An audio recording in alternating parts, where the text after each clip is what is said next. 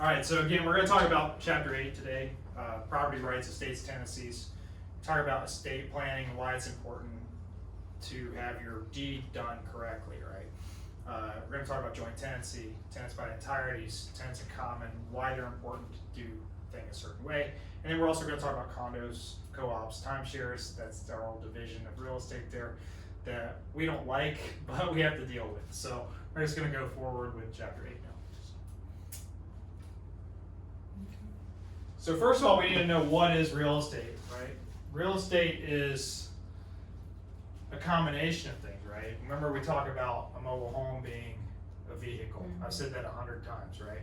Well, a mobile home attached to land is real estate. So service and everything attached to it is considered real estate. It's land. Remember we said vacant land is that's zoned 1 to 4 units, less than 10 acres is considered residential real estate. That's what we're talking about here, right? So land, but things that are larger can still be real estate. It's agricultural real estate, but it's a different division of real estate, right? So surface and everything attached to it by nature. It says earth center to infinity. So if you're digging down, you have mineral rights to that property. If you find oil on your property, great. If you find Spanish relics on your property, great.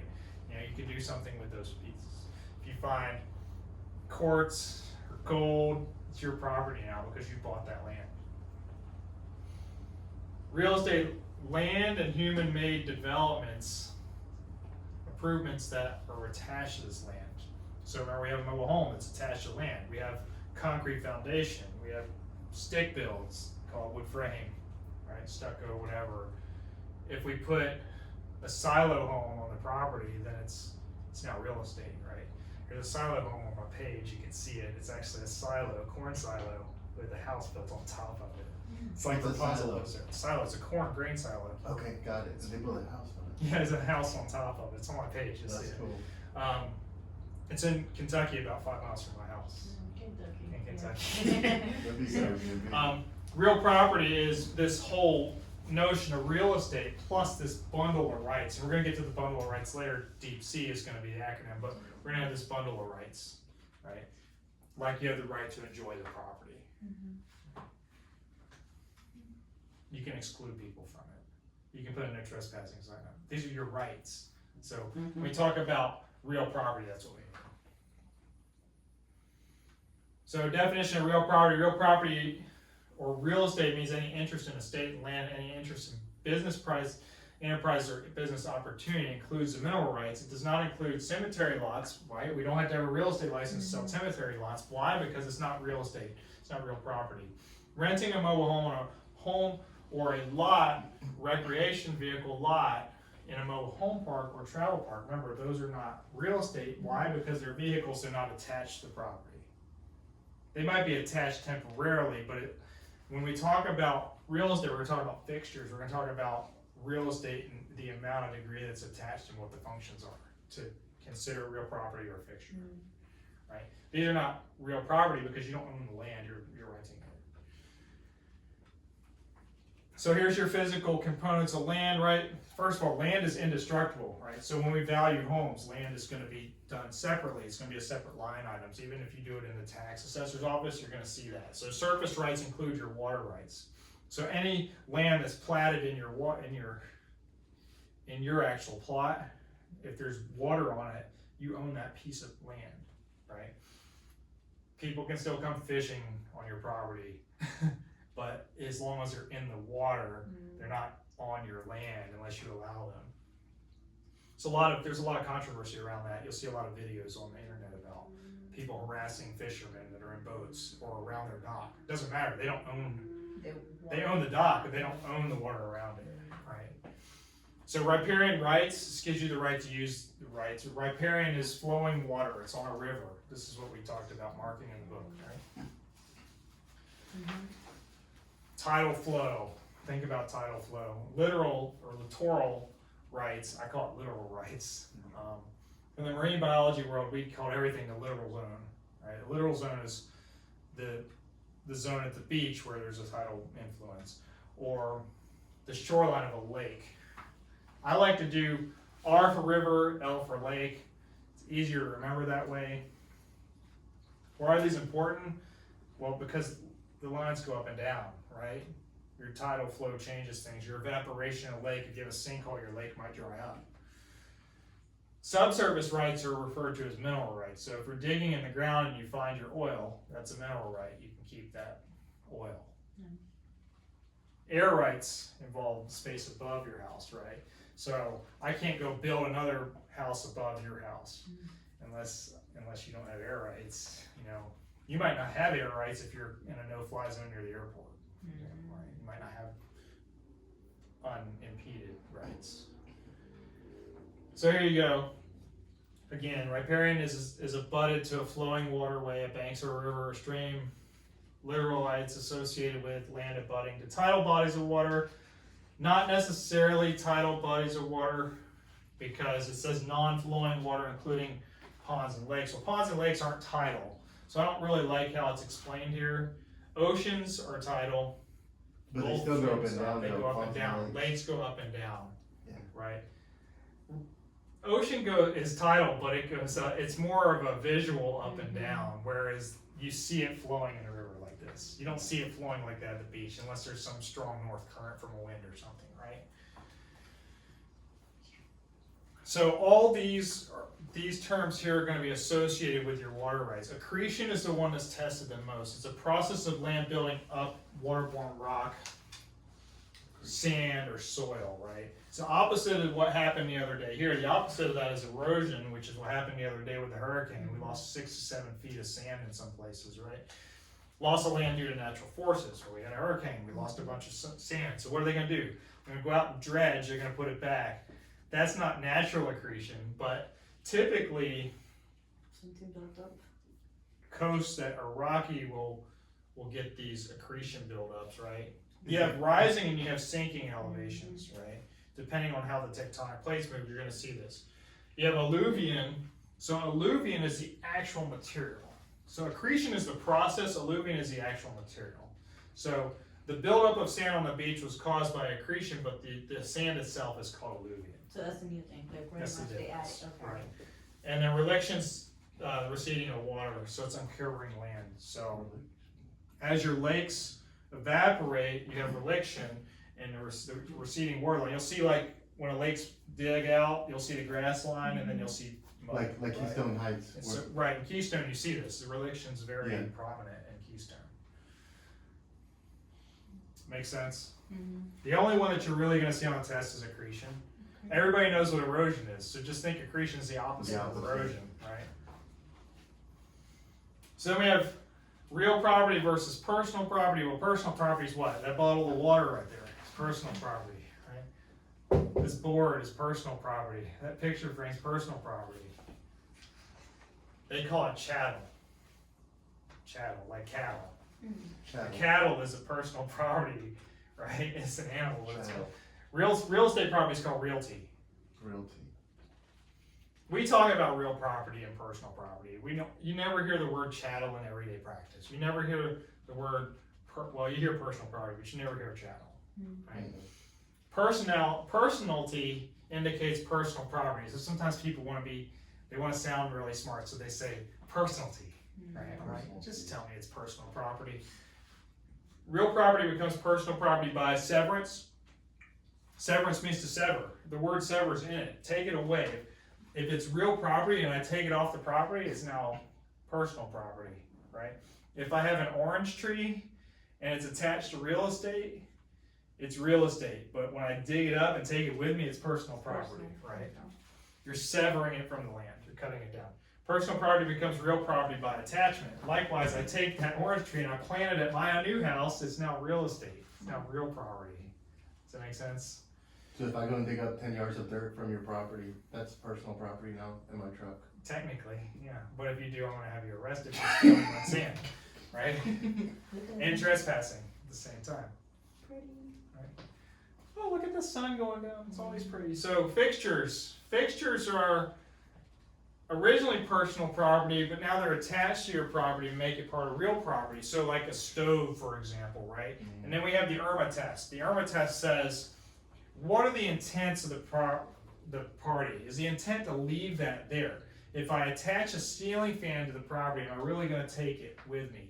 No, you're never gonna take it down because it was a pain to put up, right? So intent of the party, is it gonna stay? Relationship or agreement of the parties. So what that says is, if I put in a contract that this stays, it's now real estate, it's no longer personal property, it's fixture, it's part of that property. So I have a built-in bookshelf that is a fixture, right?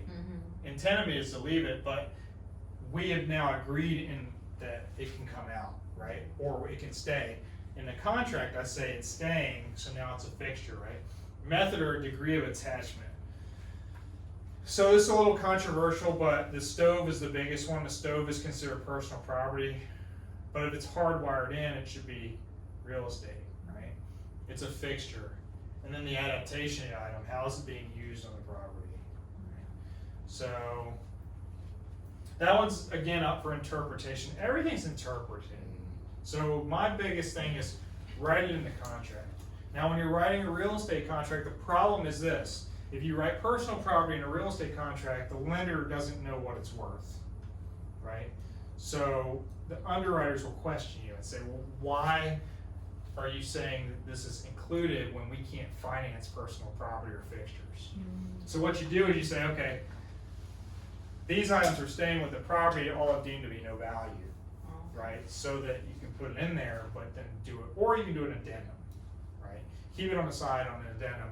Hey, these are gonna stay with the property, there's no value, but to make the contract cleaner, we're not gonna have it in the main contract, right? But you have to keep people honest, right? So you wanna do things to keep people honest. So here you go, permanent fixtures versus trade fixtures. You're probably never gonna see that term trade fixtures in your practice of real estate, because most people are doing residential. Type of property, this chart, real property is a fixture, permanent residential sale included in the sale, right? Fixtures are included in the sale. Trade fixtures are not. Trade fixtures are gonna be more commercial type deals. Maybe you're selling a restaurant and you're moving the fixtures out, right? Because they're gonna put an office in there. Does that make sense? Don't get too hung up on this piece. You're not gonna see this on the test very often, right? Here's your property rights, this right to use, the right to sell, right? The right to dispose of your property, the disposition right? That means you can sell your property as you please. You can get rid of it, right? You can disposition it, right? You can burn down your house if you want. Don't ask for insurance, but you can burn down your house if you want. Let me get a letter from the HOA. Right? You buy a property, you bulldoze it because you want to use it for something else, right? You have the right to do that. That's your right to dispose, right? You have the right to use enjoyment, right? They always say quiet enjoyment. What that means is it's unhindered, right? You can use it and people can't disturb you, right? It's your right to use the property as you please. You have the right to exclude people, right? Exclusion. You can put no trespassing signs up. The Fish and Wildlife Commission came to my house the other day trying to catch an alligator that they said was a nuisance. And I said, you don't have the right to be on the property, you can please leave now. And they left because they didn't have the right to be on the property without property owner permission, because we have the right to exclude people from our property. I didn't want them on my property, I like the alligators, leave them alone. We have the right to occupy, we can possess the property and live there. We'll talk about adverse possession later, but that's gonna come up. And then we have the right to control it, right? We have the lawful uninterrupted use. So if somebody is cutting across your property, you can stop them. You can say, well, I'm gonna exclude you, I have the right to enjoy it, and I have the right to be here without you. So I'm gonna control this property and get rid of you, right? Now, if people are, you can be nice to people, but you always have to walk a line. You have to walk a fine line. So there's your basic property rights. Then we have this other thing called estates, right? An estate in the tenancy here is the degree and quantity of nature and the extent of the interest. So what are your ownership rights? What are your ownership rights to this property? And there's two general groups of ownership. There's leasehold and there's freehold. Well, freehold is I get to keep it for as long as I want, right? Leasehold means I have it for a assigned period of time, right? Or non-freehold. You're gonna see non-freehold a lot. They're not gonna write leasehold. So in Hawaii, they do this thing where you lease the land and you have this 99-year lease on your land. So your family passes along, you have another lease, you renew your lease. There's a lot of leasehold properties. Now, what does that mean? That means I have a house, but I don't own the land. So I have to renew that, so somebody else is a So landowner. you're leasing the land. Right, but it's a lease from the state typically. Okay. Right? The problem is when you have a leasehold estate and you're trying to get a mortgage, you have to figure out if the leasehold estate is longer than the mortgage, because if the bank, if you have a 10-year leasehold estate and your property could get taken, they're not gonna give you a 30-year loan, right? And you're gonna see that a lot with co-ops, because co-ops have a proprietary lease, right? And if it's not long enough, they won't give you a 30-year loan on the property. So freehold means it's mine, right? Right? You're gonna hear the term fee simple all the time. Fee simple means I have this uninhibited right to keep the property.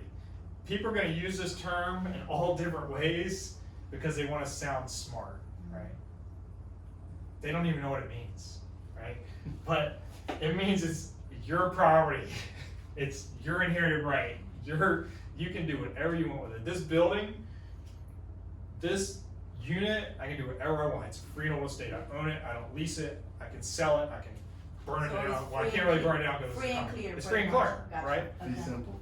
You have a life estate, which is a person's lifespan. So I'll give you an example. So my house, I have sole possession. Well, I have joint tenancy with right of survivorship with mom. Okay. Okay.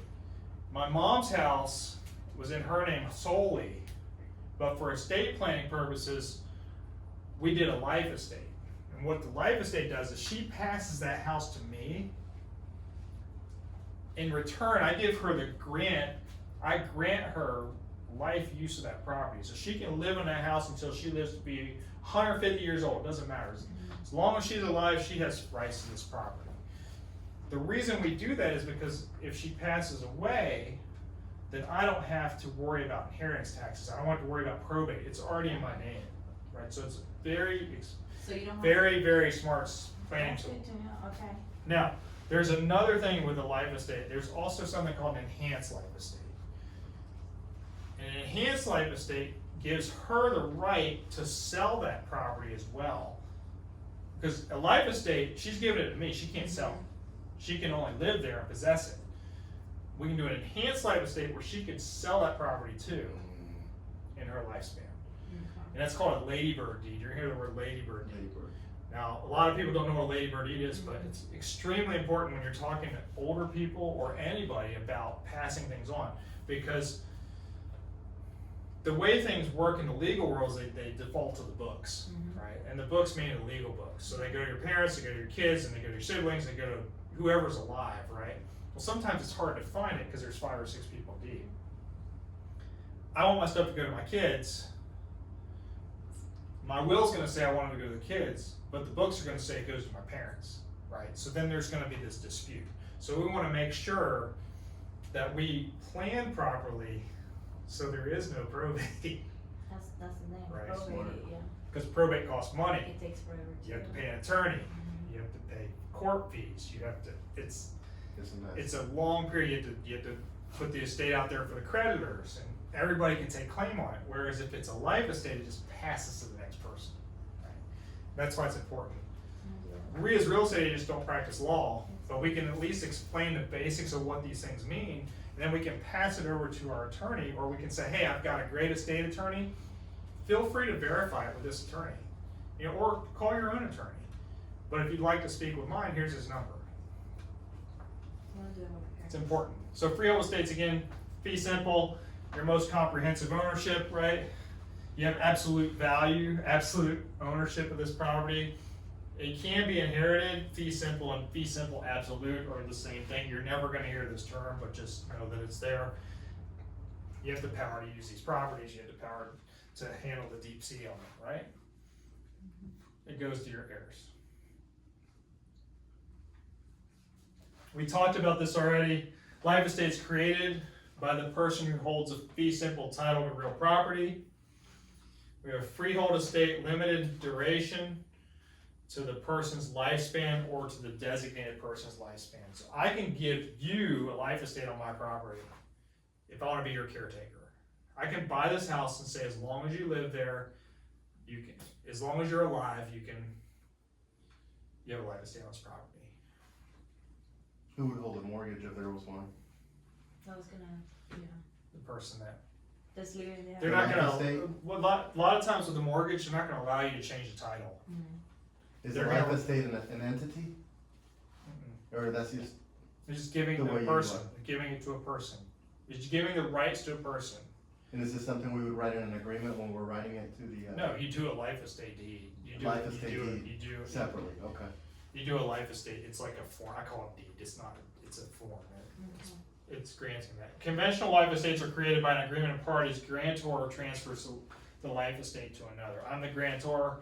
In my case with my mom, I'm the grantor. My wife, my mom is now the grantee. She gets the property for the rest of her life, right? It's more about estate planning purposes and to save your own taxes. Life estate has two ownership interests from the original fee simple estate. So we have possible people to hold title once life estate ends. We have an estate in reversion, right? Estate in reversion goes back to me, right? So if she passes away, it goes to me. It's like a reverse. Right. It goes back, it reverts to you, right? It reverts to you, right?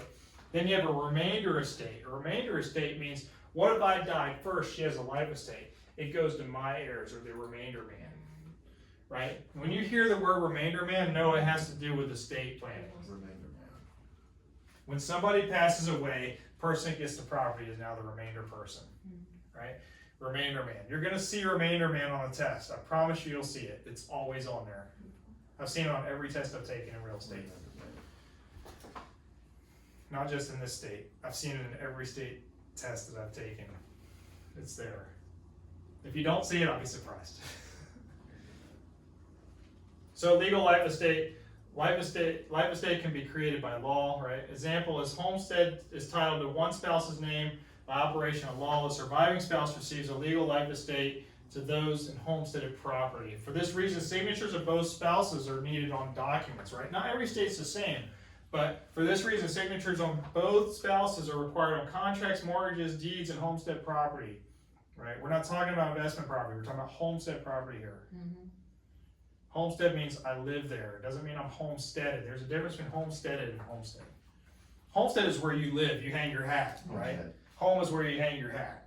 Homesteaded means I filed for an exemption with the taxing authority, right? I get $25,000 or I get $50,000 in tax exemption based on school taxes, county taxes, city taxes in Florida. Make sense? Questions so far? No? So homesteaded property is basically property that you're getting. Homestead is where you live. Homesteaded is for tax purposes. That makes sense. Have you had a home? Have you filed a homestead exemption? Homestead's where you live. And then Problem homestead is, where- right. Problem is in this industry, people when they ask you if it's a homestead property, they mean did you file a homestead exemption? I hear that a lot, that's what I was gonna. Because agents don't So know the they're wrong. difference. Agents are wrong. They don't understand the difference. Okay. Okay. You're gonna find that a lot of things that agents are doing are Are wrong. not right because they're taught slang, and when they do that, they mess up the way they So speak to people. homesteaded is the right term. Correct. So homestead means you have the right to this homestead, your principal residence, right? This is your protections and benefits. You have protection of that legal life estate. You have protection of homestead from forced sale. So somebody can't put a lien on your property and sell your homestead property.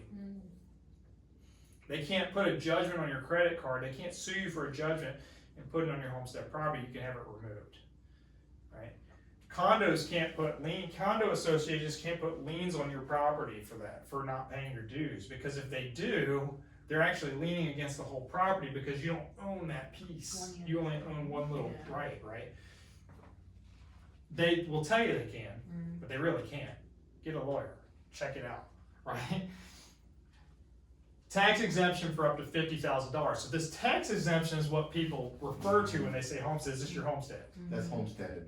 This is a homestead exemption. This is when you file for homestead exemption. It's not homesteaded. This is your homestead exemption. You can have a homestead and have these other rights without doing a homestead exemption. When I bought a house on the west side, I had a creditor try to add a $11,000 judgment on my title.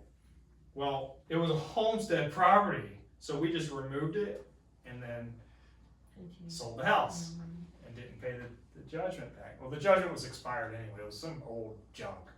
So it didn't matter, but the point is they try. So you have to have a good attorney. And this is why a lot of times we like to use an attorney versus a title company close.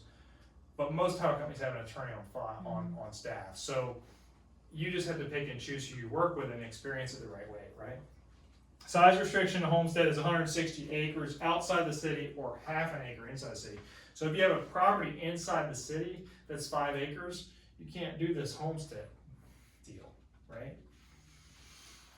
And then personal property taxation up to $1,000.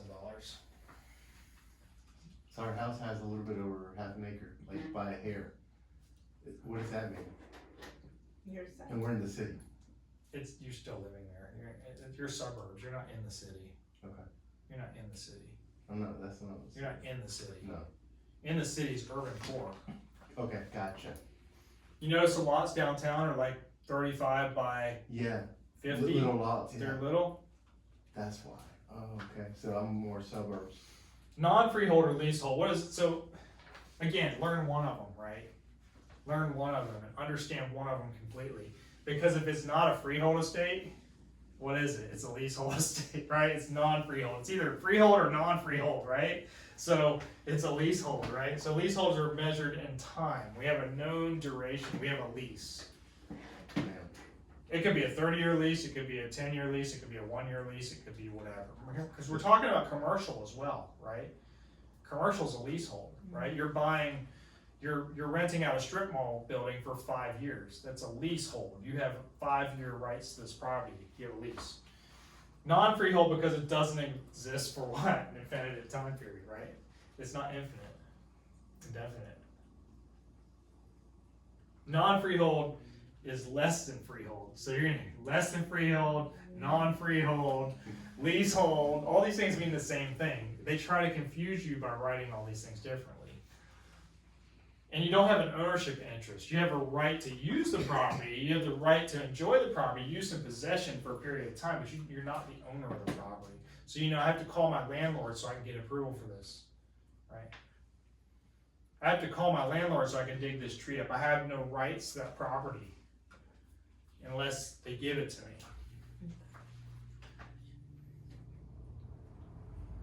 So here's your 3 types of non-freehold estates. So we have the estate for years. Well, estate for years is your written lease. So when you get an apartment and you have a year lease, you have an estate for years.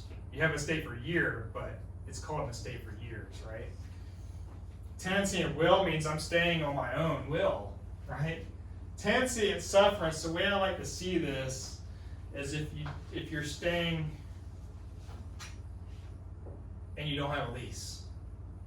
There's no, let's say your lease expired on January 1st or December 31st and your renewal was supposed to be January 1st and you didn't have time. Or a good example is, we had a hurricane this last week. My lease expired September 30th. Well, I've been busy with the hurricane. I didn't have a chance to get a new lease signed. And it's now the 3rd or the 4th of October. That 7 days between the time we had the hurricane and today, it's tenancy and sufferance. There's no lease. I'm here, somebody's suffering, because if I didn't pay, they can't do anything to me. I don't have a lease, right? Somebody's suffering from that deal. Or they could kick me out and evict me because I'm past my lease period. I could suffer from it, right? Tenancy and sufferance. You're existing at the property with no lease. It's the easiest way. That would not be a month to month. Month to month, you still have a lease. There's still an agreement, right? But you know how A sometimes- verbal month to month is sufferance Yeah, because verbal because month to you month. can't prove it. Got it. Even if it's a You don't verbal want agreement. this situation. If you're a landlord, you never want this situation. No. Then never Because be guess month what? to People month. can squat. Yeah. You don't do that. Gotcha. Property manager, I'm never going to allow it. Alright, so leasehold estate tenancy for years, specific start and end date. We talked about these already, but we're going to do it again. Created by a written lease agreement. So if it's an estate for years, you have to have a written lease. Alright, specific time, starting or ending date, and establishes the interest of property but does not convey title. So you have that leasehold right, non-freehold right. Leasehold right, non-freehold. Non-leasehold, you don't, or what's a non-leasehold? Non-leasehold's a freehold. So just know if it's not a freehold, it's not fee simple, you don't have the rights to the property other than the enjoyment at the time of the lease, right? Tenancy and will is either oral or written with a beginning date or no fixed termination date. So that's kind of what you're discussing or not. It's kind of, you're discussing this month-to-month deal. Could be a tenancy at will. The way it would be written in an agreement would be from 2020 to 2022, we have a written lease, right? We have a estate for years. At the end of the 2022 period, you're allowed to stay on a month-to-month basis. You're gonna be a tenancy at will at that point. You're not suffering because there is a lease in place, right? You still have the right, it's written in there, right? So you write it in. Tenancy without a specific term. You have a week-to-week lease. Some people do week-to-weeks, right? You stay in a hotel, you do week-to-week, it's not a lease, it's oral, right? Staying here for a week, I paid you, you're staying here for a week, 7-day notice, right? You can leave in 7 days. Month-to-month, 15 days notice. See, people will think if it's month-to-month, it's 30-day notice, it's not. It's You have 15 days. Now, is that for the people living in the property? That's what people will terminate, The people living in. Either determining party. Either party. either party. Okay. Either party. Another reason you want to have a longer lease is so that you have more time, they don't just Because you kick only you out have in 7 15 days. days in there, yeah, instead of 30. Tenancy and sufferance says tenant stays in possession of the property beyond the end date without the landlord's consent. So now we haven't renewed the lease and we didn't have an oral agreement for month to So month. squatters would be that. Right. Tenant holds over if written consent landlord, then it becomes a tenancy at will, right? If you have written consent, right, it becomes tenancy at will, right? It becomes tenancy by the estate for years, that if you do a full new lease for another 12 months or whatever So the you case can- is. okay, So it reverts back to the type of lease that you The original. went to. Okay. Yeah. You would think that I wouldn't have to explain the difference between sole and concurrent ownership. If you're a sole owner, what are you? One person, right? Concurrent means what? You're with More than somebody, one, right? yeah. More than one, right? Right, 2 or more persons, right? Mhm. So sole ownership would be inseverable, right? Inseverability, right? You can't, if you're the only owner, you can't take it away from yourself unless you sell it, right? It's not severable. Property is held by one person. It's sole ownership, it's severed from everybody else. Separate property is owned by one spouse and there's equitable distribution of assets. So when you buy a house in the state of Florida and you're married, the deed goes as tenants by entireties.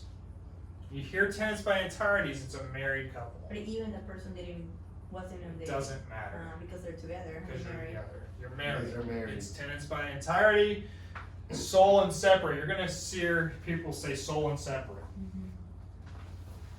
Sole and separate would be an investment property, right?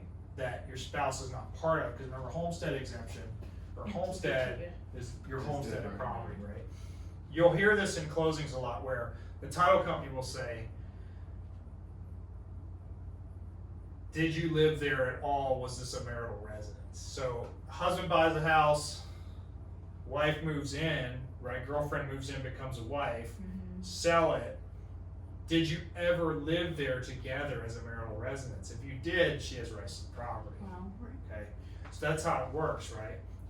That's why you have to protect yourself. That's why you don't move a girlfriend or a boyfriend in and get married, Mhm. right? Because I just bought a $1 million house. By yourself. They did nothing. Yeah. And they moved in and they get half my rights. Crazy. I actually did a loan for a football player one time that he's like, well, I'm gonna get married. He puts his girlfriend on his retirement accounts. He can't qualify for a loan because we're doing an asset depletion calculation. And now his $2 million account is only worth $1 million because she gets half of his money. Right? So concurrent ownership means 2 or more people own it at the same time. We bought a house, we're doing a JV together. My sister bought a house with me, we're doing joint tenants or right of survivorship, right? Or tenants in common if she has kids, right? So here's your concurrent ownership, right? Sole and separate is owned by one spouse. Sole and separate is like an investment property, right? So tenants by entireties is concurrent. You own with two people or one, right? That's the difference. Entireties is more than one person. Entireties is a married couple. Mm. It's a married couple. It doesn't matter if it's female, female, male, male, male, female. It's a married couple, right? Now it gets really confusing. What if it's poly? Then that's a different story. We're gonna have to figure that out. It's probably some hybrid of this, right? So tenants in common, 2 or more people. They have to buy the property at the same or different times. It's an undivided interest. You own the whole property while you're alive. When you pass away, something changes. It's equal or unequal shares of ownership and heirs inherit it. And we'll talk about this whole undivided interest because you can't really say, well, you own this half of the house, right? You own the whole property, but when you pass away, it could be an unequal or equal share depending on what you put into the property, right? So if I buy a house with my mom, she puts down 50% and I buy half and I put 50% down on my sister, maybe my mom owns 50% of the house and we own 25% each, right? That's where it's unequal. Joint tenancy has the right of survivorship. So you're gonna see JTWROS is what you're gonna see when people do that. What's in banking too? Huh? In banking. JTWROS. And this is joint tenancy You remember that? With the Mhm. rights? Do they have to check that? with Yeah, right that's the rush. of survivorship. You're gonna see this all the time. JTWROS. So if you see that abbreviation, that's what it means. Joint tenancy says share or co-owner has died goes to the surviving owner. So if we buy a house together and I die, you get the house, right? 4 unities here. Possession is undivided, right? We are 1 unit. Interest, equal ownership interest. No matter what percent we put in, we're 50-50 owners. If it's 3 people, it's 33 owners. Title, we acquire the title on the same deed we acquire it in a time. It's PITT, right? You cannot be joint tenants and right of survivorship if you buy into the property at different points in time. If you change the deed, it can't happen. It has to be the same time. Joint tenants have to be at the same time. You have to be on the original sales contract. So you can't add. I can't sell you another interest in my property. So maybe I buy a house with my sister and she passes away and the spouse wants to buy into the property to get their interest for their kids. We put them on the deed, they buy into it, it's now tenants in common. It's not tenants, joint tenants or survivorship because they just came in at a different time. Does that make sense? Yeah. Specific wording on the deed must provide for survivorship. You wouldn't believe how many issues we have in this real estate business with people that deed their property wrong. They deed joint tenancy or they deed tenants in common when they should have done the other. Same thing in banking. Causes all kinds of problems in this business. This is why title's so important. This is why it's heavily tested. You're gonna see this stuff It's again. gotta be in there. Promise you, you're gonna see this stuff again. Okay. Tenants by entireties. If you see the word tenants by entireties, what do you see? What does it say? It says married couple only, married couple only, married couple only. You're married. You're an entire piece. When you're married, you're together. You file joint tax returns most of the time. You have joint bank accounts most of the time. Some people are weird. They have separate accounts. That's fine too. When I was married, I had separate and joint accounts. But right here, married to each other when they take title. It's when they take title. If you're married to somebody, when you take title. 4 unities are the same, that PITT, right? Remember the PITT, possession, interest, time, and title? Or title and time? Right there. Actions affecting property require consent of both properties. You can't sell the property if you bought it in entireties unless you do it together. So a lot of divorced couples have problems with this because the spouse doesn't want to cooperate. Well, then you have to go get a court order, right? So this is why when you buy houses married, you have to really think about it. So I bought a house married with my ex, okay? I'm still responsible for title today, and we're divorced. But if she wants to sell it because of the state she lives in, I have to sign off on it. It's called dower rights. It's not Florida. It's only 3 states that have it. But that's one thing. So if somebody dies, it's a little different. The ownership interest transferred to the surviving spouse by right of survivorship. So tenants by entireties is a hybrid joint tenancy and tenants in common. One spouse dies, ownership interest transfers surviving spouse by right of survivorship, right? Y'all buy a house together, you're married, one dies, the other one gets it. Easy. Keeps it, yeah. In the event of divorce, it's different. You buy a house together, you're married, you get divorced, it's now tenants in common. So both have, get it pretty much. Right. So you can die, I guess we have to kill somebody. So you want to die if you're married. You don't Right. want to get divorced, It's filming. right? You want to live forever. You want to be married forever. Well, some of us don't want to be married forever, but you know what I mean. Yeah. It's congratulations on your divorce, right? Tenancy in common. I'm going to go over that whole little thing. I'm going to write a chart on board. It's going to cover this whole chapter in like 15 minutes. It's the best thing ever.